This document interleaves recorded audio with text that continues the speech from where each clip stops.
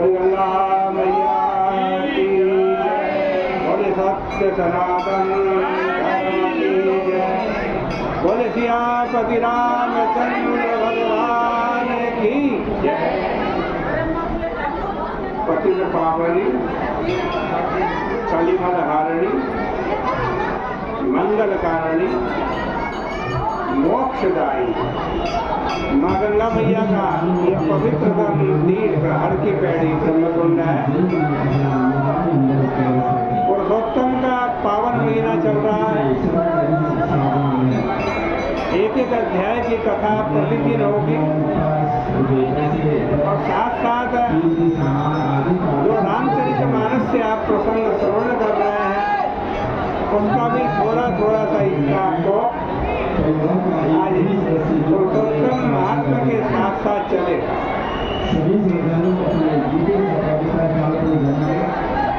देखो,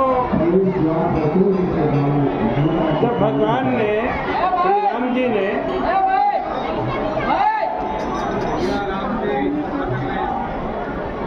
भगवान श्री राम जी ने समुद्र पे सेतु बांध दिया, रावण को पता चला। राम जी ने इस समुद्र पर सेतु बांध दिया है। पहले तो विश्वास नहीं हुआ, इतने बड़े सागर पर, इतने बड़े समुद्र पर सेतु कैसे बांध दिया। 10 मुख है रावण के, 10 मुखों से आज समुद्र के 10 नाम बोलता है। वो कहता है कि इतने बड़े सागर पर, इतने बड़े समुद्र पर कैसे समुद्र बन गया। 10 नाम है।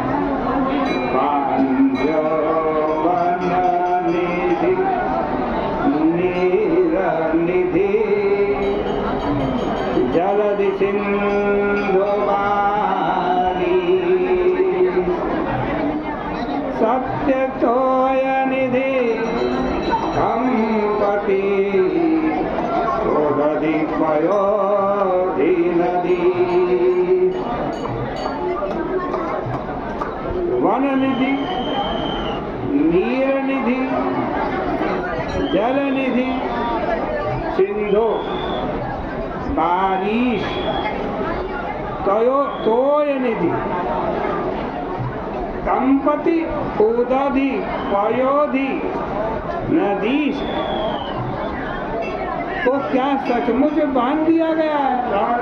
क्या उसको सचमुच बांध दिया गया? लंका दुर्ग विशाल समुद्र से घिरा हुआ है। सिंधु उस लंका के लिए मानो क्या है, एक विशाल खाई है जिसे पार करना असंभव है। प्राचीन काल में दुर्ग की रक्षा के लिए कृत्रिम खाई का निर्माण किया जाता था, जिसमें विशाल जल राशि भर दी जाती है। इसका उद्देश्य दुर्ग को शत्रु के आक्रमण से सुरक्षित रखता था। रावण के लिए इस प्रकार के किसी कृत्रिम उपाय की आवश्यकता नहीं थी, कृत्रिम खाई बनाने की जरूरत नहीं थी। उसके पास समुद्र की एक ऐसी विशाल परिधि थी जिसे पार करना सर्वथा असंभव माना जाता था। सिंधु गंभीर अति चार्यो दिशि फिर कनक कोटि मणि खचित दृढ़ कनक कोटि मणि खचित दृढ़ भरणी न जाय बना। स्वयं रावण को भी वो समुद्र जो था उसकी अनुलंघनीयता यानी उसको लांघा नहीं जा सकता, इस पर इतना विश्वास था कि उसने कल्पना भी नहीं की थी कि मानव जाति का कोई व्यक्ति सेना लेकर लंका पर आक्रमण करने आ सकता था। इसी अत्यधिक आत्मविश्वास ने उसके जीवन के अंतिम युद्ध में उसे रक्षात्मक लड़ाई लड़ने के लिए बाध्य किया। इस प्रकार की भूल उसके जीवन में पहली बार हुई। जीवन के प्रारंभिक भाग में वह आक्रामक युद्ध पर विश्वास करता था। विश्व के सभी राजाओं पर वह आक्रमण के माध्यम से ही विजय प्राप्त करता था। उसके ऊपर तो कोई आक्रमण करता नहीं था, समुद्र इतना बड़ा था। स्वयं देवताओं को पराजित करने के लिए भी उसने इसी नीति का आश्रय लिया था, किंतु अंतिम युद्ध में उसका अत्यधिक आत्मविश्वास उसे ले डूबा।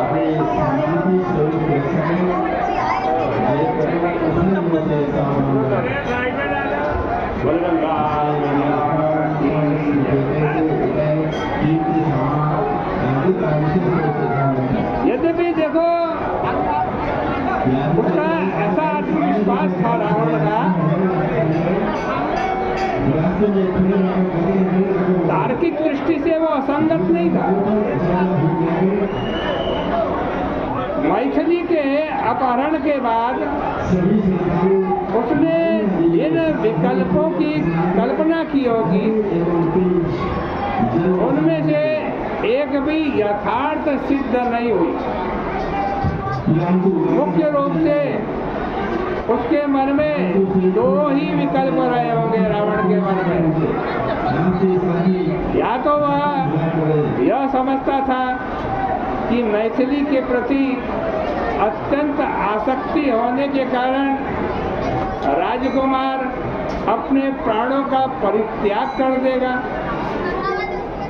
या फिर उसकी यह धारणा रही होगी कि वो राजकुमार वापस अयोध्या लौट जाएगा और वहां से अयोध्या की विशाल सेना लेकर के आएगा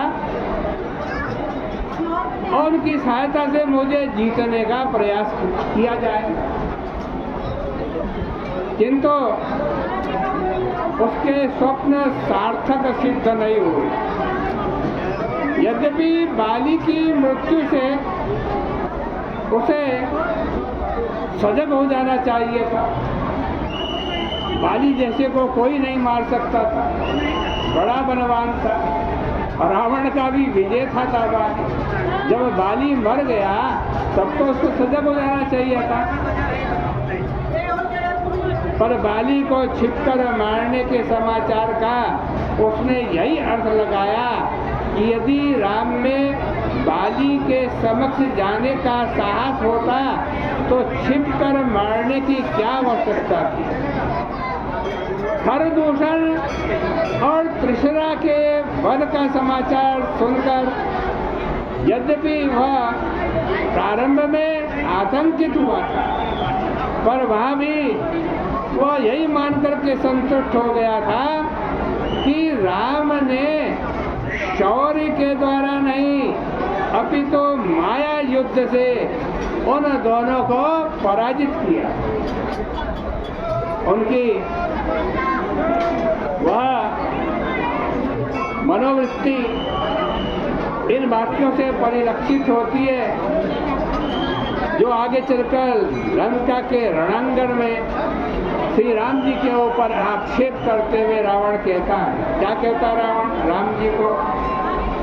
निखर दूषण विराट तुम मारा, कर दूषण विराट तुम मारा, अत्योगाद इव बाली विचारा। अरे खरदूषण को तो तुमने माया से मार दिया और बाली को छिप करके मारा।